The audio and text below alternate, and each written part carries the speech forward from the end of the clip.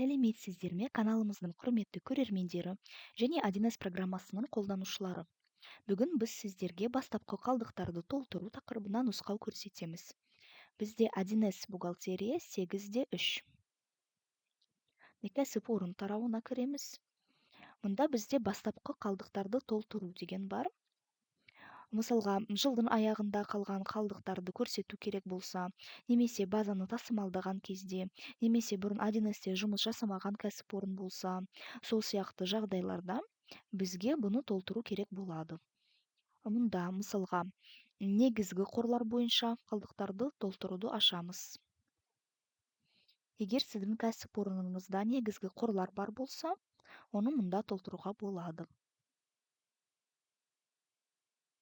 Жоғарғы сол бұрышында жаңадан жасау деген түймесі бар. Оны басамыз. Мұнда сіз негізгі қорыңыз бойынша ақпаратты толтырасыз.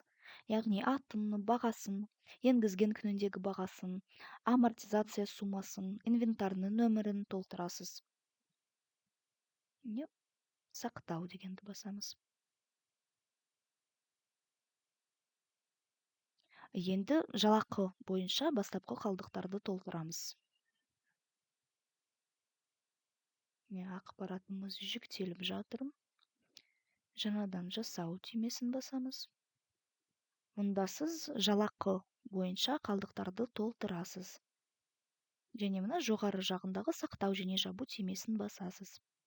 Және бұның бәрі сізде оборотно-сальдовая ведомость құжатында көрсетіледі, оны сақтағаннан кейін. Енді тауар бойынша қалдықтарды толтырайық. Міне мұнда сіз ақшалай қорларыңызды, тауарларыңызды, жабдықтаушылармен, сатып алушылармен есептеріңізді, салық және басқа да алымдар бойынша есептесу, дебитор, кредитормен есептесу, және басқа да бухгалтерлік шоттар бойынша қалдықтарды енгізуіңізге болады. Құрметті көрермендер, осымен біздің сабағымыз аяқталды.